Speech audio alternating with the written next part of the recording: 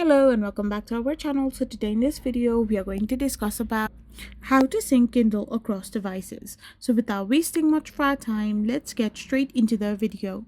So if you want to simply sync your Kindle across all the devices, all you gotta do is simply go and tap open your Kindle first, and once you're in your Kindle's website or like application in your Kindle device or in your Kindle app pad, you can simply sync your Kindle library, reading progress, notes, and highlight across devices by ensuring all your devices are connected to the same Wi-Fi. So you can simply check your Wi-Fi settings and simply make sure that your device, your Kindle pad is simply connected to the same Wi-Fi and logged in into the same Amazon account.